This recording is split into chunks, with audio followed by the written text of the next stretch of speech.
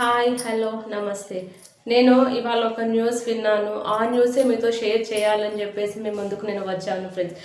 నాకు ఆ న్యూస్ చూడగానే బాధ అనిపించింది. ఎందుకంటే మనం పిల్లలనే కంటున్నామా లేకపోతే మిషన్స్ని కంటున్నామా?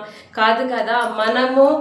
మన ఆలోచనలు పిల్లల మీద మనం ఎప్పుడు కూడా రుద్దవద్దు. ఫస్ట్ పిల్లవాడికి మనం అడగాలి, ఆర్ యు ఓకే అన్న దాంట్లో పిల్లవాడికి ఎన్నలేని సంతోషం వస్తుంది. ఎందుకంటే నన్ను అర్థం చేసుకోవడానికి నా పేరెంట్స్ ఎల్లప్పుడూ నాతోనే ఉంటారు అని చెప్పేసి. కానీ ఈ రోజుల్లో మనం పిల్లలకి ఆర్ యు ఓకే అని చెప్పేసి అనట్లేదు.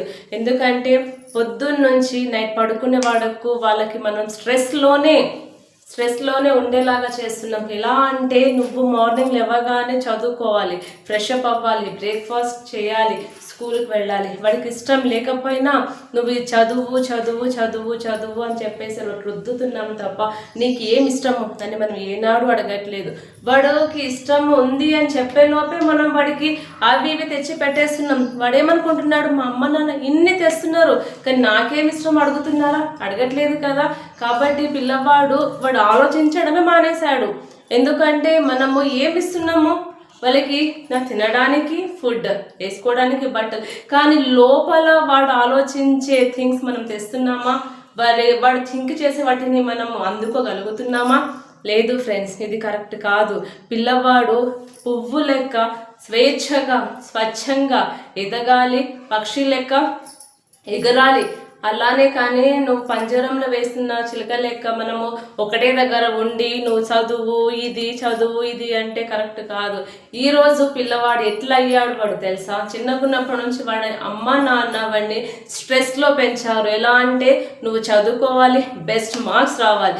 బెస్ట్ మార్క్స్ రాలేదు అంటే నీకు ఎందుకు రాలేదు? నువ్వు స్కూల్కి వెళ్తున్నావు కదా, అక్కడ నువ్వేం చేస్తున్నావు, కానీ వాడికి అర్థం అవుతుందా అవ్వట్లేదా అనే ఆ ఫీలింగ్లో ఎవరు కూడా లేదు. అయితే ఆ పిల్లవాడు ఎగ్జామ్లో మార్క్స్ రాకపోతే అమ్మ నాన్న తిట్టడం, కొట్టడం, నువ్వు స్కూల్కి వెళ్తున్నది మార్క్స్ ఎందుకు లేకపోతున్నావు అని చెప్పేసి పిల్లవాడు లాస్ట్కి వాడి ఆలోచన శక్తిని కూడా కోల్పోయిండు ఫ్రెండ్స్. ఎప్పుడైనా సరే మనం పిల్లలని భయంతో మన దారిలోకి తెచ్చుకోవద్దు ఫ్రెండ్స్.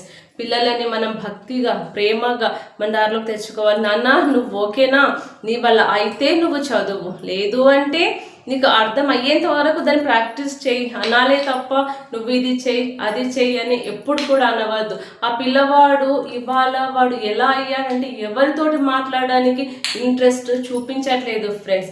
ఫస్ట్ మన పేరెంటింగ్ అనేది కరెక్షన్కి బిఫోర్ కనెక్షన్ అవ్వాలి, లవ్ ఇవ్వాలి మనం ఫ్రెండ్స్. Thank you.